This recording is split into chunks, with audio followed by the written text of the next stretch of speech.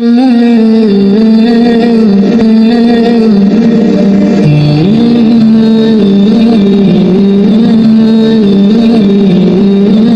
لله نحمده ونستعينه ونستغفره ونعوذ به من شرور أنفسنا ومن سيئات أعمالنا. من يهد الله فلا مضل له ومن يضلله فلن تجد له وليا مرشدا. أشهد أن لا إله إلا الله وأشهد أن محمدا عبده ورسوله. اللهم صل وسلم على حبيبنا ومولانا وقدوتنا محمد صلى الله عليه وسلم وعلى آله وصحبه ومن تبعهم بإحسان إلى يوم الدين. أيها الحاضرون، أوصيكم ونفسي وإياي بتقوى الله، فقد فاز المؤمنون المتقون، حيث قال الله تعالى في محكم التنزيل: يا أيها الذين آمنوا اتقوا الله وقولوا قولا سديدا يصلح لكم أعمالكم ويغفر لكم ذنوبكم ومن يطع الله ورسوله فقد فاز فوزا عظيما. Sidang jamaah salat Jumat yang dirahmati Allah Subhanahu wa taala. Alhamdulillah, kita haturkan puji dan syukur kita atas kehadirat Allah Subhanahu wa taala yang senantiasa dan masih menganugerahkan kepada kita limpahan rahmat dan karunia-Nya. Rahmat Allah yang paling agung dan yang paling berarti bagi kita adalah ni'matul iman dan Islam.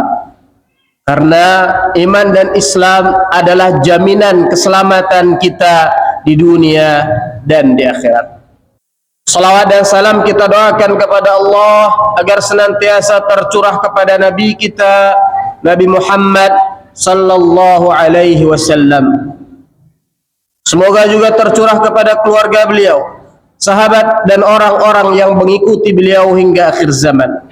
Khatib wasiatkan kepada diri khatib pribadi dan kepada jamaah sekalian agar meningkatkan ketakwaan kita kepada Allah Subhanahu wa taala. Fatazawwadu fa inna khairaz zadi taqwa. Allah Subhanahu wa taala berfirman, berbekallah kalian, kata Allah, karena sebaik-baik bekal adalah ketakwaan. Sidang jamaah salat Jumat yang dirahmati oleh Allah Subhanahu wa taala. Beberapa waktu lalu kami membaca sebuah survei. Kalau survei ini dibaca dan disampaikan, ini harusnya adalah sebagai bahan evaluasi bagi kita umat Islam di Indonesia. Survei tersebut menyebutkan bahwa hanya 38% umat Islam di Indonesia yang mengerjakan sholat rutin 5 waktu. Adapun yang mengerjakan sholat 5 waktu rutin secara berjamaah, data surveinya hanya menyebutkan 2%. Sedangkan yang sering sholat 5 waktu berjamaah di masjid, data surveinya menyebutkan 7,7%. Dan yang terkadang sholat jamaah di masjid, datanya menyebutkan 22%. Data ini terlepas akurat atau tidak, kita percaya atau tidak dengan survei tersebut, tapi seharusnya kita sebagai umat Islam, bukan hanya sebagai personal, bukan saja kemudian kita berlaku egois terhadap diri kita, kemudian oh kan saya sudah sholat, tidak, tapi ini haruslah menjadi sarana kita untuk evaluasi bersama. Maka ikhwati arsyadani arsadakumullah rahimanallah iyakum, maka di mimbar Jumat ini khatib ingin membawakan satu ayat yang ayat ini bisa dan relevan dengan data survei tadi, yaitu firman Allah Subhanahu wa taala yang disebutkan dalam surat Thaha ayat 132, di mana Allah Subhanahu wa taala mengatakan, wa'mur ahlaka bis salati wastabir 'alaiha la nas'aluka rizqa nahnu narzuquka wal 'aqibatu lit taqwa. Wa'mur ahlaka bis salah. Objek yang diajak bicara oleh Allah Subhanahu wa taala di dalam ayat ini adalah Nabiullah Ismail alaihissalam. Namun status Nabi Ismail ketika diajak bicara oleh Allah Subhanahu wa taala di dalam ayat ini adalah sebagai kepala keluarga. Maka yang diseru dan diperintah oleh ayat ini adalah setiap kepala keluarga. Wa'mur ahlaka bis shalah, perintahkanlah keluargamu, anak dan istrimu untuk mengerjakan salat. Ini tanggung jawab besar kepala keluarga, tanggung jawab dunia dan di akhirat. Dan kita semua, setiap kepala keluarga akan dimintai pertanggungjawabannya. Apakah kamu telah memerintahkan anakmu untuk mengerjakan sholat? Apakah kamu telah memerintahkan istrimu untuk mengerjakan sholat? Karena apa? Karena kalau setiap kepala keluarga merasa bahwa menjaga sholat keluarganya adalah sebagai tanggung jawab utamanya sebagai kepala keluarga, maka kita akan dapati generasi-generasi muda kita hari ini adalah generasi-generasi yang memenuhi masjid. Bukanlah generasi-generasi yang hilang di jalanan. Entah apa sebabnya, entah apa yang dipertaruhkan. Bukanlah generasi-generasi yang habiskan waktu dan malamnya balapan liar. Kalau kita semua konsisten dan konsekuen dengan perintah Allah Subhanahu wa taala ini, menjaga salat bagi diri kita, istri kita, dan anak-anak kita, menjadi sesuatu hal yang harus kita renungkan bersama. Sering sekali kenyataan di tengah-tengah masyarakat kita, anak-anak kita kalau SD itu masih berangkat ke TPA, masih ngaji istilahnya. Tapi kalau sudah SMP, sudah SMA, kita nggak tahu dia di mana. Syukur-syukur kalau ada yang masuk pesantren, masih melanjutkan ngajinya. Tapi seringkali kita kehilangan generasi kita ini. Padahal mereka adalah harapan kita. Sering sekali mereka tidak terperhatikan. Mereka terabaikan. Maka di sini kita kembalikan tanggung jawab siapa? Tanggung jawab kepala keluarga. Kita kontrol sholat anak-anak kita. Kalau kita bisa mengontrol sekolah mereka, PR mereka, les mereka, dan kegiatan-kegiatan lainnya, kenapa kita tidak bisa mengontrol sholat anak kita? Wa'mur ahlaka bis salati wastabir 'alaiha. Lalu kemudian Allah Subhanahu wa taala mengatakan kepada setiap kepala keluarga juga, dan sabarlah kamu dalam menjalani rutinitas itu. Sabarlah kamu dalam menjalani rutinitas sholat, dan sabarlah kamu dalam menjaga agar sholat ini terjaga di dalam keluargamu. Ini membutuhkan kesabaran. Maka kalau ada satu hal yang seorang bapak itu boleh nyinyir terhadap anaknya, maka pastikan perkara yang kita nyinyirkan itu adalah perkara sholat. Kita tanya kepada anak kita, sudah sholat belum? Masuk waktu asar kita tanya lagi, sudah sholat belum?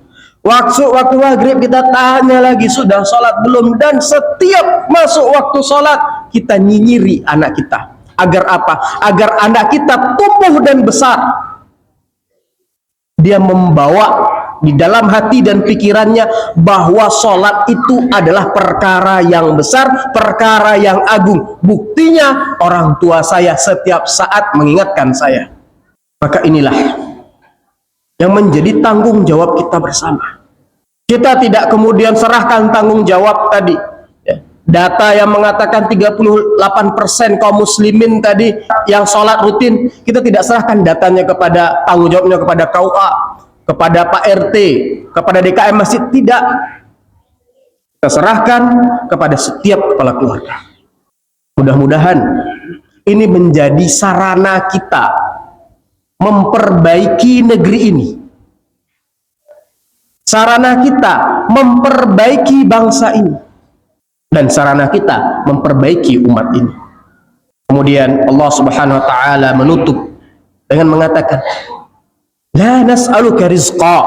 Kami tidak butuh rizkimu. Nahnu narzukuka, kata Allah. Kamilah yang akan memberi dan menjamin rizkimu. Seringkali dalam kehidupan ini kita terlalaikan dari ibadah tadi. Ibadah apa? Tanggung jawab menjaga sholat dalam keluarga kita. Kita sering terlalaikan dari mengerjakan sholat itu sendiri. Dengan alasan apa? Dengan alasan mencari rizki, membiayai sekolah anak, karena biaya sekolah mahal. Dengan alasan Allah jamin kita. Jangan kita lalaikan tanggung jawab kita yang dua tadi, tanggung jawab sholat dan menjaga sholat keluarga kita.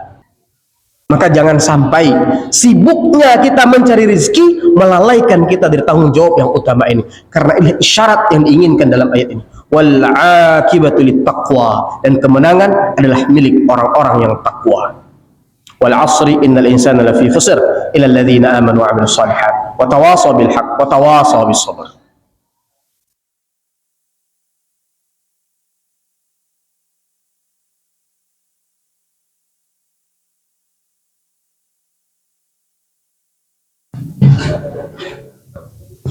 Alhamdulillah, alhamdulillahilladzi arsala rasulahu bil huda wa dinil haqq liyudhhirahu 'ala ad-din kullihi wa kafaa billahi shahida. Asyhadu an la ilaha illallah wa asyhadu anna Muhammadan 'abduhu wa rasuluhu la nabiyya wa la rasula ba'dah.